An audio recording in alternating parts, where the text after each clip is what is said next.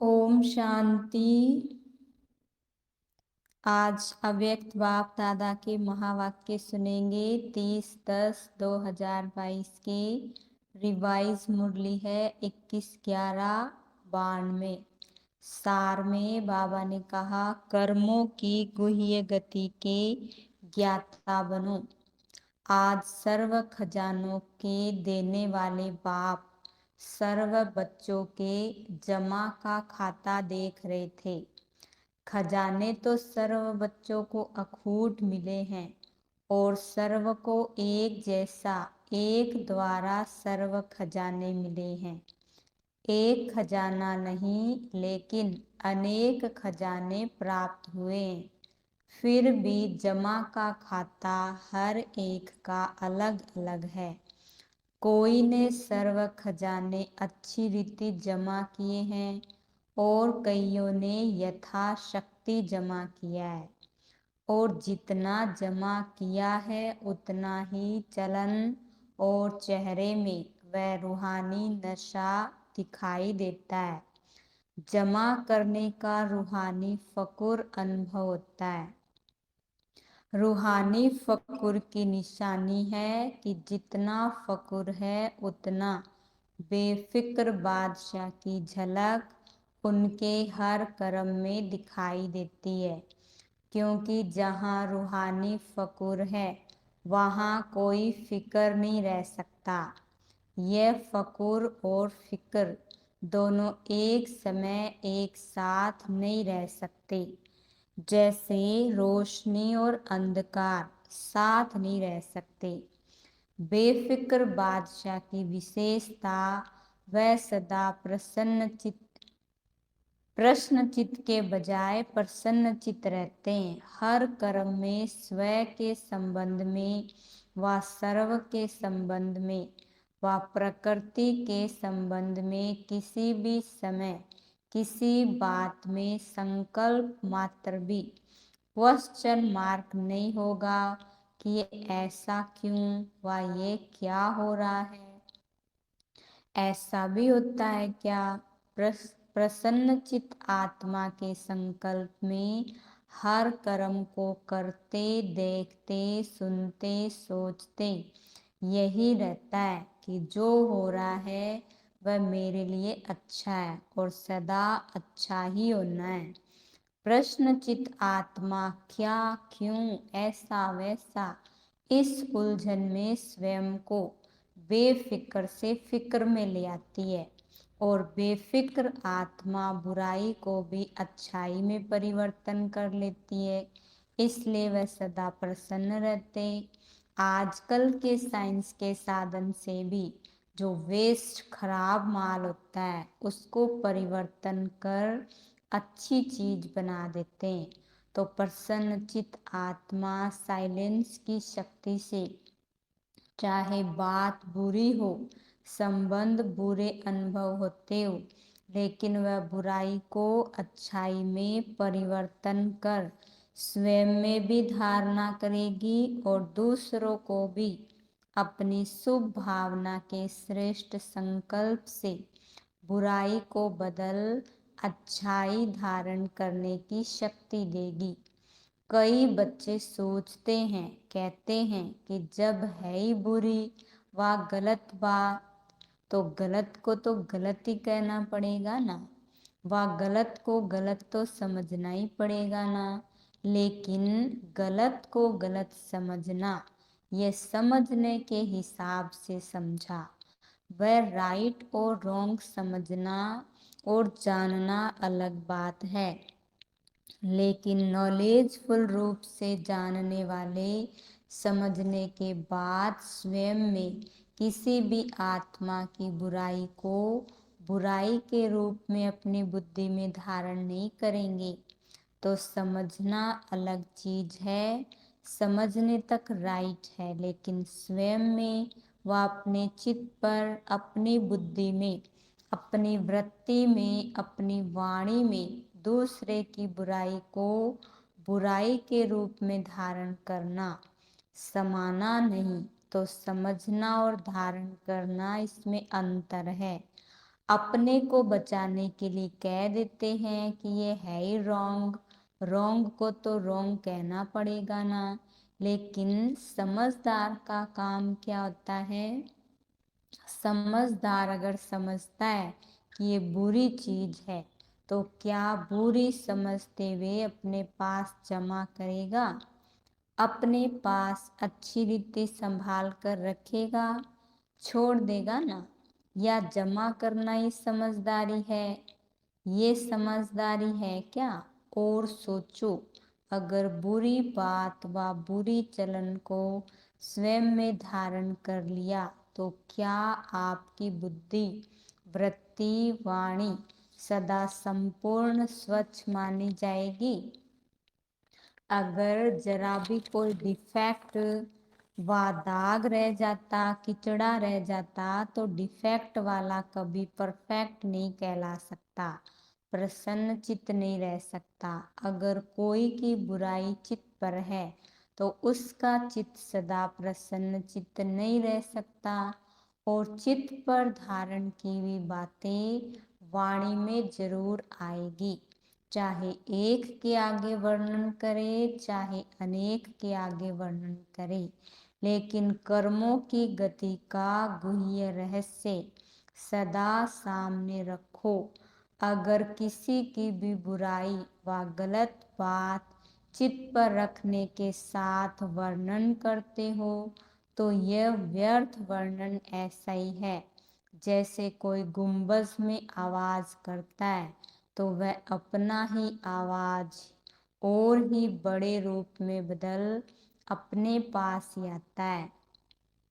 गुंबज में आवाज करके देखा है ना? तो अगर किसी की बुराई करने के, गलत को गलत फैलाने के संस्कार है, जिसको आप लोग आदत कहते हो, तो आज आप किसकी ग्लानि करते हो? अपने को बड़ा समझदार, गलती से दूर समझकर वर्णन करते हो। लेकिन ये पक्का नियम है अथवा कर्मों की फिलॉसफी है कि आज आपने किसकी ग्लानि की और कल आपकी कोई दुगनी ग्लानि करेगा, क्योंकि ये गलत बातें इतनी फास्ट गति से फैलती है जैसे कोई विशेष बीमारी के जर्म्स बहुत जल्दी फैलते हैं, और फैलते हुए जर्म्स जिसकी ग्लानि की वहां तक पहुंचते जरूर है। आपने एक ग्लानि की होगी और वह आपको गलत सिद्ध करने के लिए आपकी 10 ग्लानि करेंगे। तो रिजल्ट क्या हुई? कर्मों की गति क्या हुई? लौट कर कहाँ आई? अगर आपको शुभ भावना है उस आत्मा को ठीक करने की, तो गलत बात शुभ भावना के स्वरूप में विशेष निमित्त स्थान पर दे सकते हो। फैलाना रोंग है।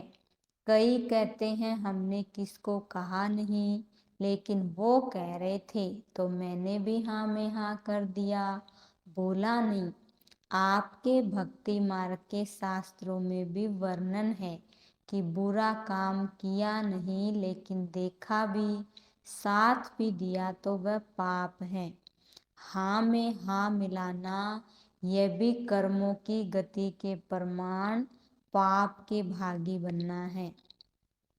वर्तमान समय कर्मों की गति के ज्ञान में बहुत इजी हो गए, लेकिन ये छोटे छोटे सूक्ष्म पाप श्रेष्ठ संपूर्ण स्थिति में विघ्न रूप बनते हैं। इजी बनने की निशानियां क्या है? वह सदा ऐसा ही सोचते समझते हैं कि यह तो और भी करते हैं, आजकल तो चलता ही है। या तो अपने आप को हल्का करने के लिए यही कहेंगे कि मैंने हंसी में कहा, मेरा भाव नहीं था, ऐसे बोल दिया। यह विधि संपूर्ण सिद्धि को प्राप्त होने में सूक्ष्म विघ्न बन जाता। इसलिए ज्ञान तो बहुत मिल गया, रचता और रचना के ज्ञान को सुनना, वर्णन करना बहुत स्पष्ट हो गया है।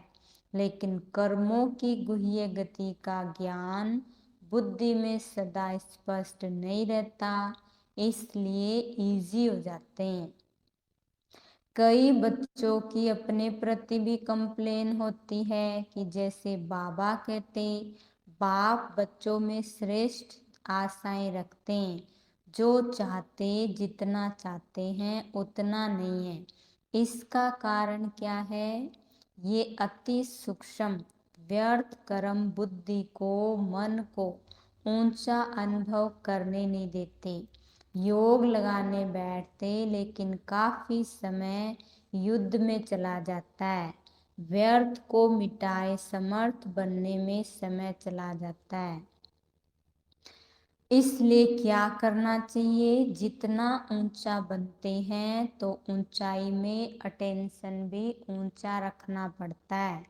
ब्राह्मण जीवन की मौज में रहना है। मौज में रहने का अर्थ ये नहीं कि जो आया वह किया, मस्त रहा। यह अलग काल के सुख की मौज व अलग काल के संबंध संपर्क की मौज सदा काल की प्रसन्नचित स्थिति से भिन्न है। इसी को मौज नहीं समझना। जो आया वह बोला, जो आया वह किया। हम तो मौज में रहते हैं। अलग काल के मन मौजी नहीं बनो, सदा काल की रूहानी मौज में रहो। यही यथार्थ ब्राह्मण जीवन है। मौज में भी रहो और कर्मों की गति के ज्ञाता भी रहो। तब भी जो चाहते हो, जैसा चाहते हो वैसे अनुभव करते रहेंगे। समझा? कर्मों की गुह्य गति के ज्ञाता बनो। फिर खजानों के जमा की रिजल्ट सुनाएंगे। अच्छा, चारों ओर के फिक्र से फारिग बेफिक्र बादशाह आत्माओं को, सदा प्रसन्न चित्त विशेष आत्माओं को, सदा स्वयं प्रति और सर्व आत्माओं के प्रति श्रेष्ठ परिवर्तन शक्ति को कर्म में लाने वाले कर्म योगी आत्माओं को, सदा रचता रचना के ज्ञाता और कर्म फिलोसफी के भी ज्ञाता ऐसे ज्ञान स्वरूप आत्माओं को बाप दादा का याद प्यार और नमस्ते। हम रूहानी बच्चों की रूहानी बाप दादा को याद प्यार, गुड मॉर्निंग, नमस्ते नमस्ते नमस्ते। अव्यक्त बाप दादा की पर्सनल मुलाकात विजय माला में आने के लिए तीव्र पुरुषार्थी बनो। सदा तीव्र पुरुषार्थी आत्माएं हैं, ऐसे अनुभव करते हो ना। जब ब्राह्मण बने हो तो पुरुषार्थी तो है ही। तीव्र पुरुषार्थी है वह सिर्फ पुरुषार्थी। सुनने और सुनाने वाले को पुरुषार्थी कहेंगे या तीव्र पुरुषार्थी कहेंगे? सुनना और सुनाना, उसके बाद क्या होता? तीव्र पुरुषार्थी किसको कहेंगे? सुनने वाले को या बनने वाले को?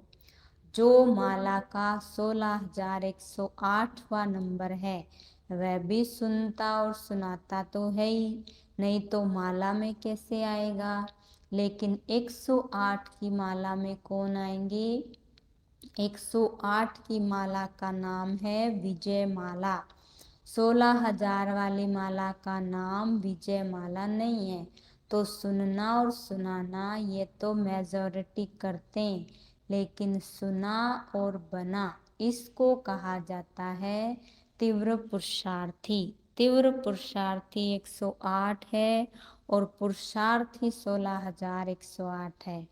तो अपने आप को चेक करो कि तीव्र पुरुषार्थी हैं या पुरुषार्थी।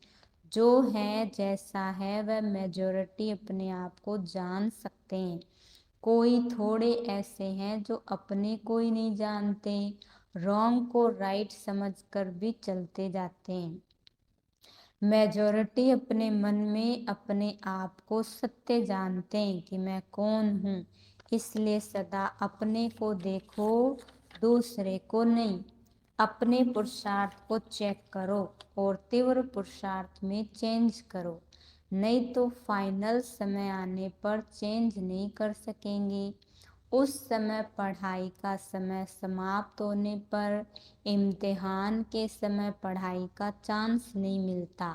अगर कोई स्टूडेंट समझे एक प्रश्न का उत्तर नहीं आता, किताब से पढ़कर उत्तर दे दें तो राइट होगा या रॉन्ग, तो उस समय अपने को चेंज नहीं कर सकेंगे। जो है जैसा है वैसे ही प्रारब्ध प्राप्त कर लेंगे।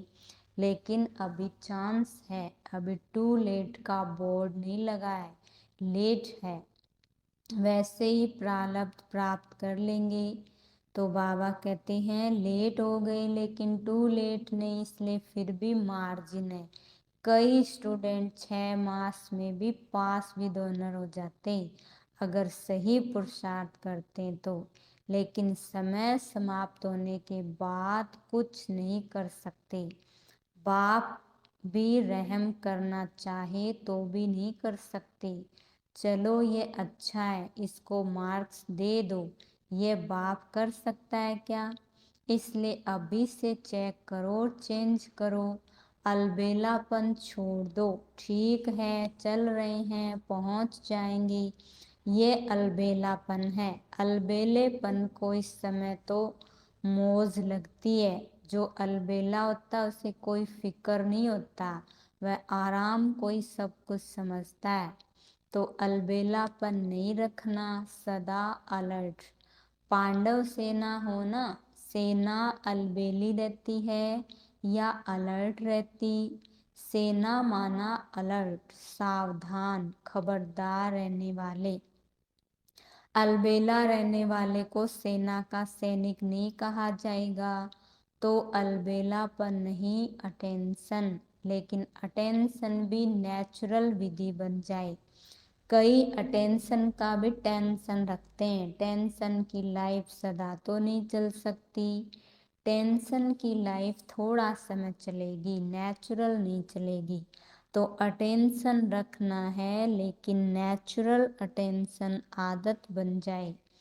जैसे विस्मृति की आदत बन गई थी ना, नहीं चाहते भी हो जाता, तो ये आदत बन गई, नेचुरल हो गई। ऐसे स्मृति स्वरूप रहने की आदत हो जाए, अटेंशन की आदत हो जाए। इसलिए कहा जाता है आदत से मनुष्य आत्मा मजबूर हो जाती है, न चाहते भी हो जाता, इसको कहते हैं मजबूर। तो ऐसे तीव्र पुरुषार्थी बने हो ना, तीव्र पुरुषार्थी अर्थात विजयी, तभी माला में आ सकते हैं। बहुत काल का अभ्यास चाहिए, सदैव अलर्ट माना, सदा एवर रेडी।